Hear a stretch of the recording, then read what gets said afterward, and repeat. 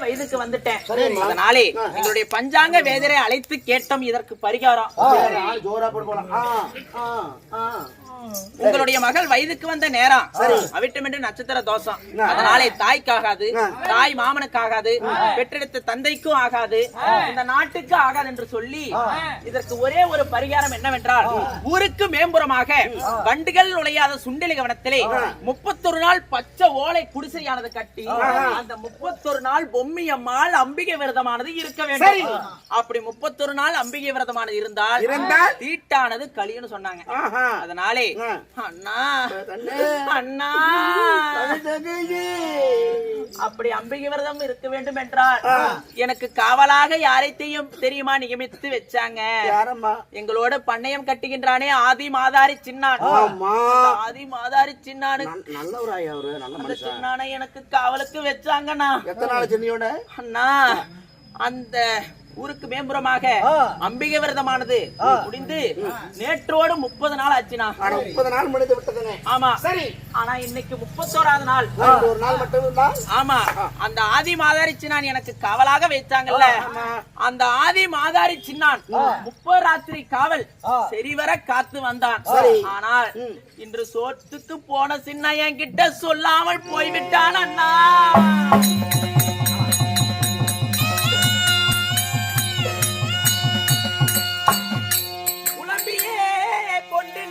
பொற்கொடி பொம்மி மாதே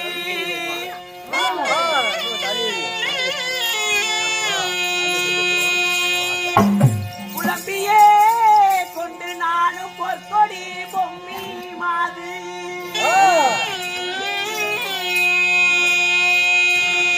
கலங்கியே மனது நொந்து கைகளை முறுக்கி கொண்டு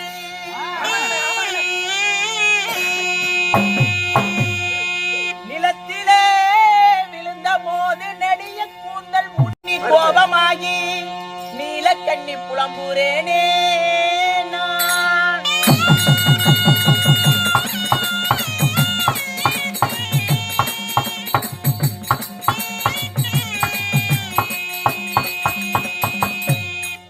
தனனன்னே நானன்னே தானன்னே நானன்னே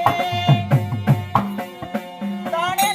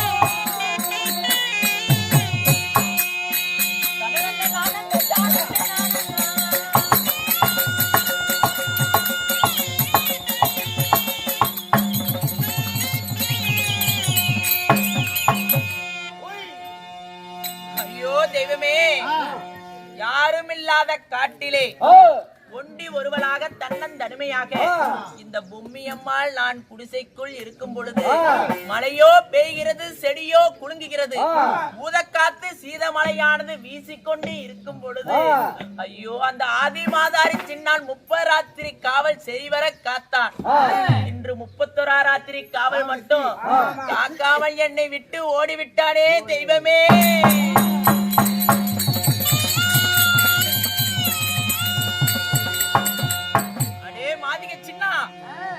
எவ்வளவு ஒரு தைரியம் இருந்தா இந்த பொம்மியம்மாள தன்னந்தனிமையா விட்டுட்டு போயிருப்ப.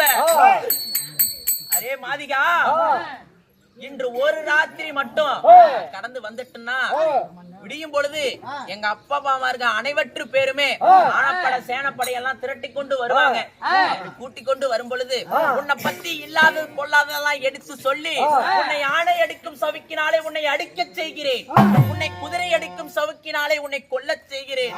மாதிகா, எங்க அப்பா வரும்போது உன்னோட நிலைமை என்னன்னு தெரியும் மாதிகா. ஐயோ, இப்படி ஒண்டி ஒருவளாக பொம்மியம்மாள் குடிசைக்குள் இருக்கும் பொழுது இந்த வனத்திலே என்னென்ன மிருக ஜாதி தெரியுமா கத்திக்கொண்டு இருக்கிறது.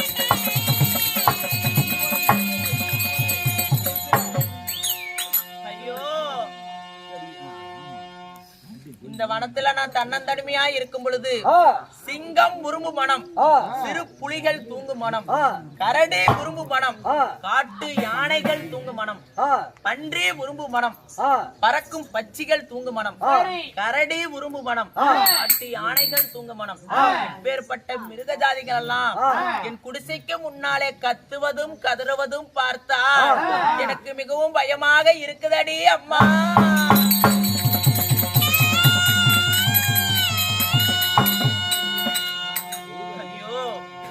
நான் நம்பி இருந்த ஒரே ஒருவன் ஆதி மாதாரி சின்னா, அவனும் என்ன கை விட்டுட்டு போயிட்டான்.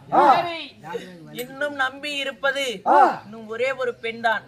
இன்னும் யார் என்றால் என் குலதெய்வமாகப்பட்ட ஜெக்கம்மா தேவி. அந்த தாயை நினைத்து வேண்டினால் இந்த அபயத்தில் இருந்து நிச்சயமாக என்னை காப்பாற்றுவார். அதனாலே என் தாயை நான் வேண்டுகிறேன்.